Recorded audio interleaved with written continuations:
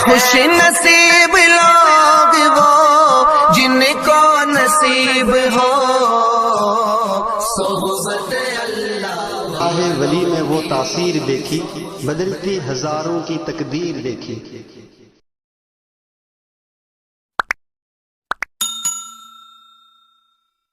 اعوذ باللہ من الشیطان الرجیم، بسم اللہ الرحمن الرحیم، الحمد للہ الذی انزل علی عبده الکتاب ولم یجعل له عوجا قیما لینذر بأسا شدیدا من لدنه ویبشر المؤمنین الذین یعملون الصالحات ان لهم اجرا حسنا ماکثین فیہ ابدا وینذر الذین قالوا اتخذ اللہ ولدا ما لهم به من علم ولا لآبائهم كبرت كلمة وتخرج من أفواههم إن يقولون إلا كذبا فلعلك باخع نفسك على آثارهم إن لم يؤمنوا بهذا الحديث أسفا إنا جعلنا ما على الأرض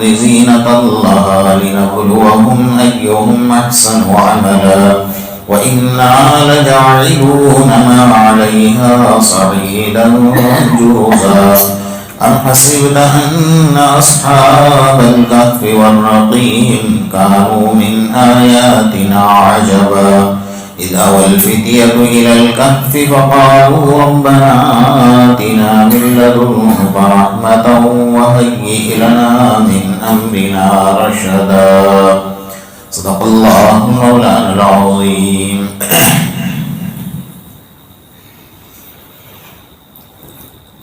گزشتہ کل اور اس سے پہلے آپ حضرات کے سامنے سورہ کہف کی 9 اور 10 نمبر کی آیت پر گفتگو چل رہی تھی کہ اصحاب کہف جو نوجوان تھے وہ اپنا ایمان بچانے کے لیے اپنے شہر سے نکل پڑے۔ دراصل بات یہ ہے، یہاں پر قرآن مجید میں اللہ تبارک و تعالیٰ نے 2 لفظ استعمال کیے ہیں، کہف اور رقیم۔ ام حسبت ان اصحاب الکہف والرقیم،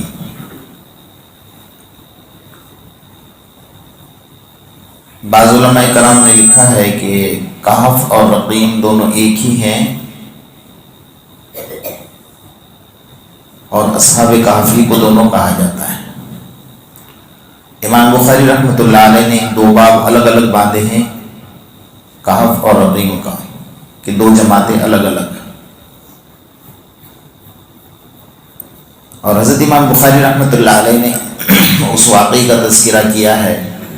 حضرت نعمان بن بشیر رضی اللہ تعالیٰ عنہ اس حدیث کے راوی ہیں، وہ فرماتے ہیں کہ اللہ کے رسول صلی اللہ علیہ وسلم نے جب اس کا تذکرہ کیا تو رقیم کے بارے میں نے میرے کانوں سے سنا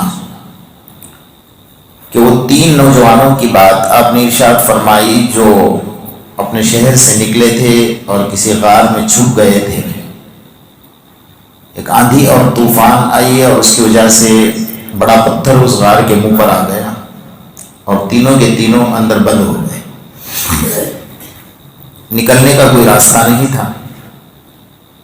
تو تینوں نے مشورہ کیا کہ بھئی ہمارے پاس کچھ نہ کچھ زندگی میں نیک عمل ہوگا، تو ہر ایک اپنے اپنے عمل کا واسطہ دے۔ چنانچہ پہلے نوجوان نے واسطہ دیا کہ اللہ تو جانتا ہے میں مزدور اور بکریاں چرانے والا ہوں، لیکن میری ماں اور باپ کی بڑی خدمت کیا کرتا تھا، اور میرا معمول تھا کہ جب بھی میں رات میں بکریاں چرا کر گھر آتا تو سب سے پہلے دودھ نکال کر میری والدہ کو پلاتا تھا۔ ایک دن اتفاق سے میرے آنے میں دیر ہو گئی، تو میری والدہ سو چکی تھی، بچے جاگ رہے تھے، بچے بھوکے تھے۔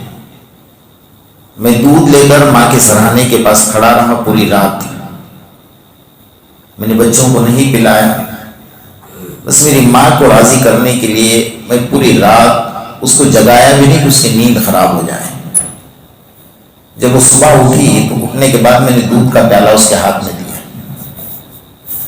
یہ عمل صرف اور صرف اللہ میں نے تجھے راضی کرنے کے لیے کیا ہے. حضور کا اتنا کہنا تھا کہ تھوڑا سا پتھر ہٹ گیا. دوسرے نے واسطہ دیا کہ اللہ تو جانتا ہے میں مالدار، میری چچازاد بہن میرے پاس کچھ مجبوری لے کر آئی کہ بچے بھوکے ہیں، میں بھوکی ہوں، تو میری کچھ مدد کر. تو میں نے اس کو کہا مدد تو کروں گا لیکن میری خواہش پوری کرنی پڑے گی. وہ سن کر واپس چلی گئی. پھر 2 دن بعد واپس آئی، مجبور تھی کہ میرے بچے بھوکے ہیں، میری مدد کر اللہ کے واسطے. میں نے کہا میں کروں گا لیکن میری خواہش پوری کرنی. وہ خاموش چلی گئی. پھر تیسری مرتبہ آئی، مجبور تھی، ماں تھی، بچوں کا بلگنا اور سسکنا اس سے دیکھا نہیں جا رہا تھا. تو اس نے پھر اللہ کا واسطہ دیا کہ اللہ کے واسطے میری مدد کر، میرے بچے بھوکے ہیں، تڑپ رہے ہیں. اس نے کہا کہ میری خواہش پوری کر لے اور لے کر چلی جا. تو بادل نخواستہ، یعنی اس کا ارادہ نہیں تھا، پھر بھی میں نے مجبور کیا اور وہ مجبور ہو کر میرے ساتھ یہ کام کرنے کے لیے تیار ہو گئی. جب ہم قریب تھا کہ گناہ کر لیں تو اس کا بدن کانپ رہا تھا، اتنا کپکپا رہی تھی کہ اس کو دیکھ کر میں گھبرا گیا. اور میں نے پوچھا کہ کیوں کانپ رہی؟ کہا میں نے زندگی میں ایسا کام نہیں کیا، میرے بچوں کے مجبوری کو دیکھ کر مجھے کرنا پڑ رہا، اللہ مجھے معاف کر دے. تو اس کا اتنا کہنا تھا کہ میں فوراً کھڑا ہو گیا اور اس گناہ سے میں بچ گیا. اللہ میں نے یہ کام صرف تیری رضا کے لیے کیا ہے، اگر یہ کام تیری رضا کے لیے کیا ہے تو ہمارے لیے دروازہ کھول دے. تو غار کا تھوڑا سا پتھر اور ہٹ گیا. تیسرا انسان وہ تھا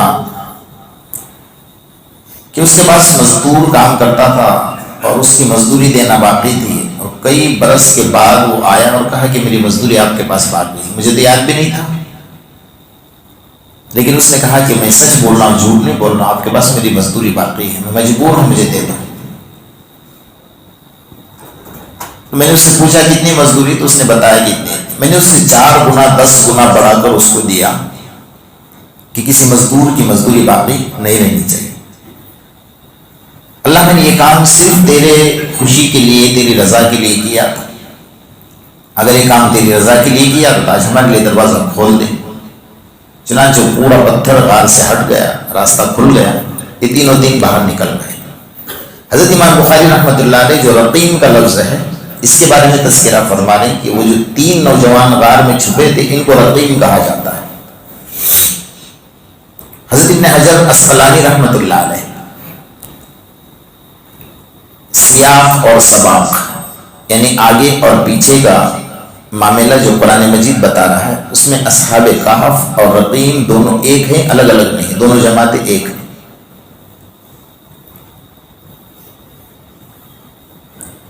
اللہ تبارک و تعالیٰ نے جو لفظ استعمال کیا نا کہف کا، کہف کے معنی میں نے آپ کو بتایا تھا پہاڑ کے آتے ہیں، اور غار ایسی غار جو بہت کشادہ، اور رقیم اس کو کہتے ہیں کسی چیز کو لکھ کر لگا دینا. تو بادشاہ وقت نے وہاں پر ایک تختی لکھ کر لگائی تھی، اس لیے اس کو کہا گیا کہ اصحاب الکہف والرقیم.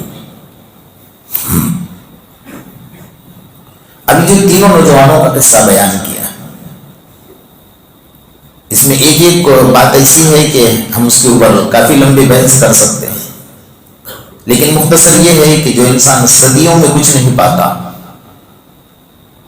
وہ لمحوں میں اپنی ماں کی دعا سے پا لیتا ہے، اپنے باپ کی دعا سے پا لیتا ہے.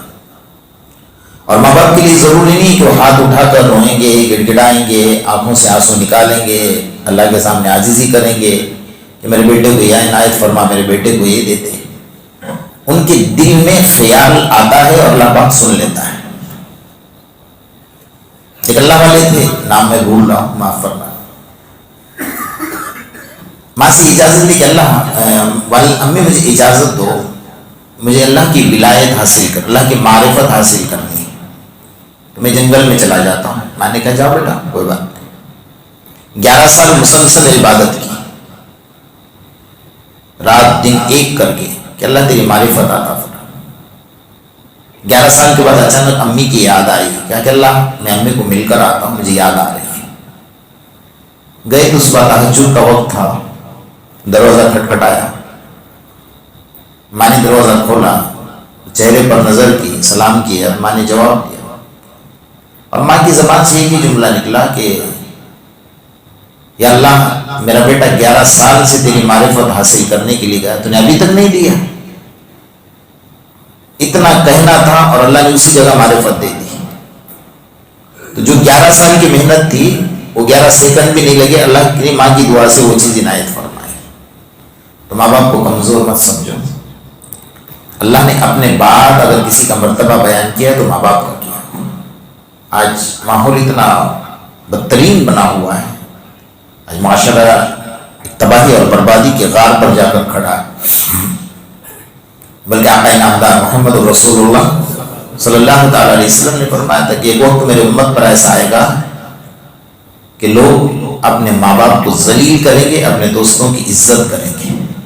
ہو رہا ہے، اگر باپ بیچارہ سادہ سیدھا ہے، سائیکل پر چلتا ہے اور بیٹا 4 ویلر میں چل رہا ہے، تو باپ کا وہاں سے گزرو اور ہائی فائی دوستوں کے ساتھ کھڑا ہو تو اس کو لے کہ میرا باپ سادہ سیدھا، میرے دوست مجھے کیا کہیں گے، دل میں اکتاہٹ ہوگی، یا تو چپ چاپ نکل جائے گا یا باپ کو اشارہ کرے کہ آپ ادھر نکل جاؤ۔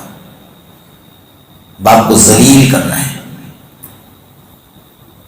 اور اس کی وجہ سے ہم اللہ کے عذاب میں مبتلا ہیں،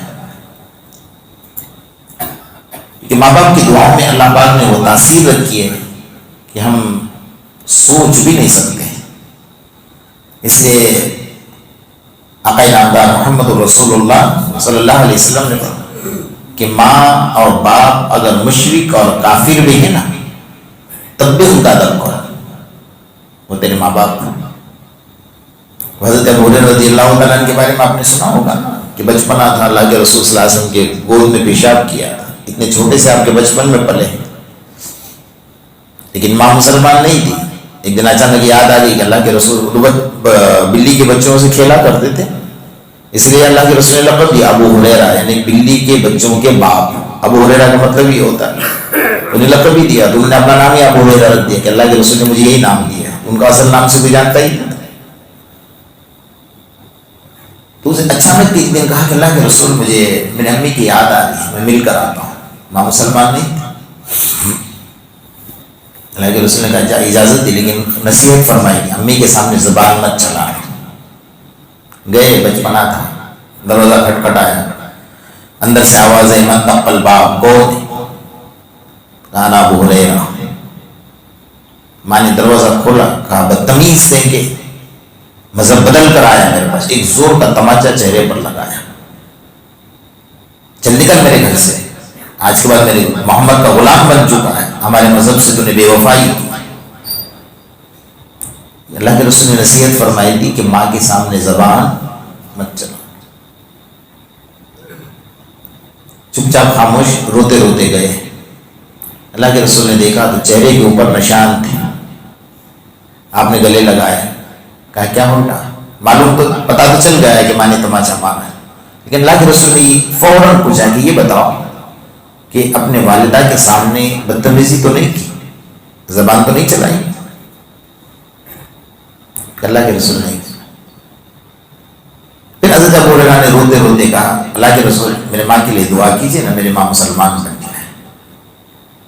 رحمت والے ہاتھ اٹھ گئے، اللہ کے رسول اللہم اہد ام ابی ہریرہ، اللہم اہد ام ابی ہریرہ، اللہم اہد ام ابی ہریرہ 3 بار کہا۔ ادھر حضرت ابو ہریرہ چادر لٹکی ہوئی تھی، اس چادر کو کھینچتے کھینچتے فوراً گھر بھاگے، دیکھتا ہوں کہ اللہ کے رسول کی دعا پہلے پہنچتی ہے، میں پہلے پہنچتا ہوں، یقین تھا۔ جب گئے گھر کا دروازہ کھٹکھٹایا، کہا کون؟ من طق الباب، کون؟ کہا انا ابو ہریرہ۔ کہا بیٹا رک جا، بعد میں فرق آ گیا، پہلے تمہارے کیا کہا بدتمیز سے، کہا ہمارے مذہب سے بے وفائی کر کے آیا، محمد کا غلام بن چکا، اب فوراً بعد میں کیا ہو گئی، تبدیلی آ گئی۔ کہا بیٹا رک جا، بیٹے کو رکایا اور ماں غسل کرنے بیٹھی تھی، غسل کر کے جیسے باہر نکلی گلے لگایا، بیٹا مجھے معاف کر دے، چل مجھے لے کر چل محمد رسول اللہ صلی اللہ علیہ وسلم کے پاس۔ انقلاب زندگی کا، حضرت ابو ہریرہ کی جو خوشی تھی نا وہ خوشی کی انتہا نہ رہی کہ ابھی اتنا ماحول تبدیل ہو گیا کہ جلدی لے کر چل گئے، ایسا نہ ہو جائے کہ وہاں پہنچنے سے پہلے میری موت ہو جائے اور میں بغیر کلمے کی دنیا سے چلی جاؤں۔ جلدی بھاگے لے کر امی والدہ کو اور اللہ کے رسول کی خدمت میں۔ اللہ کے رسول میری امی آ گئی، آپ نے بیٹا کلمہ پڑھا دیا، لا الہ الا اللہ محمد الرسول اللہ صلی اللہ علیہ وسلم۔ اللہ کے رسول نے جو جملہ فرمایا نا، وہ جملہ میں آپ کو سنا۔ آپ نے فرمایا کہ ابو ہریرہ میری دعا تو بعد میں تھی، لیکن تم نے تیری ماں کا ادب کیا، زبان نہیں چلائی، اللہ نے اسی کو تیری ماں کی ہدایت کا ذریعہ بنا دیا۔ سمجھ رہے بات؟ تو کبھی بھی اپنے والدین کے سامنے زبان مت چلانا۔ فلا تقل لهما اف ولا تنهرهما وقل لهما قولا کریما۔ اللہ نے قرآن میں کہا اف بھی مت کرنا، چاہے ماں تیری کافرہ ہو، چاہے ماں مشرکہ ہو، ماں جاہل ہو، جیسی بھی ہے، ماں ہے، باپ باپ ہے۔ تو بہرحال یہ تین نوجوانوں کا واقعہ امام بخاری رحمۃ اللہ علیہ، کچھ تفصیلی باتیں اس میں ضروری عرض کرنی تھی آپ حضرات کے سامنے، اس آیت میں باتیں رہ گئی۔ یہ علمی بحث ہے جو میں آج بتا رہا ہوں آپ کو، کہف اور رقیم۔ علامہ ابن حجر اسقلانی رحمۃ اللہ علیہ نے کہا کہ دونوں ایک ہیں، اور جمہور علماء کا اس بات پر اتفاق بھی ہے کہ کہف اور رقیم الگ الگ نہیں بلکہ دونوں جماعت ایک ہی جماعت کے دو نام ہیں۔ یہ کون تھے؟ آقا انعامدار محمد رسول اللہ صلی اللہ علیہ وسلم نے اس کا خلاصہ فرمایا کہ یہ اصحاب کہف جو تھے نا، یہ بادشاہوں کی اولاد تھے، کوئی غریب نہیں تھے، اور سال میں ایک مرتبہ ان کے قوم میں میلہ لگتا تھا، اجتماع ہوتا تھا بہت بڑا، وہاں بت پرستی ہوتی تھی، اور اس دور کا بادشاہ جو تھا جس کا نام تھا دقیانوس، بڑا ظالم بادشاہ تھا۔ وہ زبردستی لوگوں سے بت پرستی کرواتا تھا، اور نہ کرتے تھے تو انہیں قتل کر دیتے تھے۔ وہاں بھیڑ چڑھتے تھے، وہاں جانوروں کی قربانیاں ہوتی تھی، وہاں بت پرستی ہوتی تھی، سجدے ہوتے تھے، طواف ہوتا تھا۔ تو یہ جو نوجوان تھے، ان کا کہ اب یہاں سے بچ کر نکلے کیسے؟ دل میں یہ خیال آیا کہ ہم غلط کر رہے ہیں، عبادت تو اس کی ہونی چاہیے جس نے ہمیں پیدا کیا ہے، یہ اللہ کی توفیق کی بات ہے۔ تو ایک نوجوان وہاں سے نکلا اور کچھ آگے جا کر درخت کے نیچے چھاؤں میں بیٹھ گیا۔ تھوڑی دیر کے بعد ایک نوجوان آیا، پھر تھوڑی دیر کے بعد تیسرا آیا، تھوڑی دیر کے بعد چوتھا آیا، اس طرح کر کے جمع ہوئے، اور جمع ہونا بھی اللہ کی طرف سے کہ سب کے دل میں ایک ہی بات، اور جمع بھی ایک ہی جگہ پر ہو گئے۔ تو ایک دوسرے کو پوچھنے کی ہمت نہیں تھی نا کہ کوئی مخبری کر دے گا کہ یہاں قتل ہونا پڑے گا ہمیں، لیکن ایک کے دل میں خیال آیا کہ اتنے سب جمع ہیں یہاں، تو پوچھ ہی لیں گے آپ کیوں آئے یہاں پر۔ ایک نے پوچھ لیا کہ بھائی میں یہاں آیا ہوں، آپ کیوں آئے یہاں پر؟ تو حضرت شیخ سعدی رحمۃ اللہ نے لکھا ہے نا کہ دو چیزیں چھپانے سے چھپتی نہیں، ایک عشق ہے اور ایک مشق ہے، سمجھ رہے؟ اللہ سے عشق اگر دل میں ہوگا نا، آپ کتنا بھی چھپاؤ نہیں چھپے گا۔ مشق اگر آپ بدن پر لگاؤ، آپ چھپاؤ گے تو نہیں چھپے گا۔ چھپانی اللہ کے عشق تھا دل میں، آ گیا سب کے۔ ایک نے ذکر کیا، اس نے کہا کہ ہم بات تھوڑی راز میں رکھو گے، میں ایک بات بتاتا ہوں۔ کہا کیا؟ کہ یہ جو ہو رہا ہے غلط ہو رہا ہے، جانور ذبح ہو رہے ہیں اور بت پرستی ہو رہی ہے، عبادت ہمیں اس اللہ کی کرنی چاہیے جس اللہ نے ہمیں پیدا کیا ہے۔ تو سب نے کہا کہ ہمارا بھی یہی خیال ہے، ہم بھی اسی لیے یہاں جمع ہوئے تھے۔ تو یہ نوجوان جمع ہوئے، اور جمع ہونے کے بعد یہاں سے دھیرے سے ہٹ گئے، کیونکہ پتا تھا کہ بادشاہ کو اگر پتا چلتا ہمیں قتل کر دے گا۔ تو یہاں سے ہٹ کر انہوں نے ایک عبادت گاہ بنائی آگے دور جا کر۔ اب جس جگہ پر عبادت گاہ بنائی نا، وہاں کا بادشاہ بڑا ظالم تھا، وہاں کسی نے مخبری کر دی کہ یہاں کوئی ایک اللہ کو ماننے والے آ گئے، تو اس نے سب کو بلوایا اور بلا کر کہا کہ تمہاری نوجوانی پر مجھے ترس آتا ہے۔ سب سے پہلے ان کے جو بادشاہوں کے پوشاک اور لباس تھے نا اتار دیے، اتار سادے کپڑے پہننے دی، دھمکی دی اور مہلت دی کہ اتنے وقت میں اگر تم مذہب کو واپس تبدیل نہیں کرو گے تو میں تم سب کو پھانسی کے پھندے پر چڑھا دوں گا۔ یہ 3 دن کی مہلت ہے تمہارے پاس، سوچ کر مجھے جواب دینا۔ وہ مہلت ان کے لیے ذریعہ بن گئی راہ فرار اختیار کرنے کی. وہاں گئے, سب نے مشورہ کیا کہ یہاں سے جب اللہ نے وہاں سے نکالا تو اللہ یہاں سے بھی نکال دے گا, ان کا یقین تھا. تو وہاں سے نکل گئے, آگے نکلے. اب آگے بہت لمبی بحث ہے تاریخی طور پر کہ جو اصحاب کہف کی غار ہے, جس غار میں یہ چھپے تھے, ابن عطیہ رحمۃ اللہ علیہ فرماتے ہیں کہ اندلس میں غرناطہ ایک شہر ہے. مجھے پتا چلا کہ یہاں اصحاب کہف چھپے ہوئے تھے, تو میں تفتیش کرنے کے لیے سن 504 ہجری میں پہنچا تھا. سن 504 ہجری میں جب میں پہنچا تو میں نے ایک غار پائی, جس غار کے اندر کچھ لاشوں کے ڈھانچے پڑے تھے اور کتے کا ڈھانچہ بھی وہاں پر پڑا ہوا تھا, جو اصحاب کہف کے کتے کا تذکرہ ہے, آگے چل کر آئے. اور وہاں پر ایک مکان بنا ہوا تھا اور ایک وہاں پر مسجد بھی بنی ہوئی تھی. یہ منظر میں نے دیکھا سن 504 ہجری میں. اور جگہ کا نام بتایا, اندلس کے اندر غرناطہ ایک شہر ہے, اس کے اندر یہ پہاڑی, یہاں پر یہ نوجوان چھپے تھے. اب اس میں حدیث میں کوئی صراحتاً روایت موجود نہیں ہے, یہ علماء نے تاریخی بحث کی ہے اس مفسرین حضرات نے. حضرت ابن عباس رضی اللہ تعالیٰ عنہ فرماتے ہیں کہ ہم رومیوں کے مقابلے کے لیے امیر معاویہ کے ساتھ جنگ کرنے ایک بار پہنچے. ہم جنگ کرنے پہنچے تو پہنچنے کے بعد ایک غار سے ہمارا گزر ہوا. تو وہاں گزر ہونے کے بعد حضرت امیر معاویہ رضی اللہ تعالیٰ نے حضرت ابن عباس سے کہا کہ یقیناً یہ اصحاب کہف کی غار ہے, مجھے ان کو دیکھنا ہے. حضرت ابن عباس رضی اللہ تعالیٰ نے منع فرمایا, اور منع اس معنی کر کے فرمایا کہ آپ سے بہتر شخصیت محمد رسول اللہ صلی اللہ علیہ وسلم کو اللہ نے دیکھنے سے منع کیا, تو آپ کیوں جائے بھائی دیکھنے کے لیے. لو اطلعت علیہم لولیت منہم فرارا ولملئت منہم رعبا, اگر آپ ان کو دیکھنے کے لیے جائیں گے نا تو آپ کے اوپر ہیبت طاری ہو جائے گی. اللہ نے ان کو روک دیا تھا, اللہ نے ان کے چہرے پر ایسا جلال دیا تھا کہ دیکھنے والا دیکھ کر ڈر جاتا تھا. تو اللہ کے رسول اللہ نے کہا لو اطلعت علیہم لولیت منہم فرارا ولملئت منہم رعبا,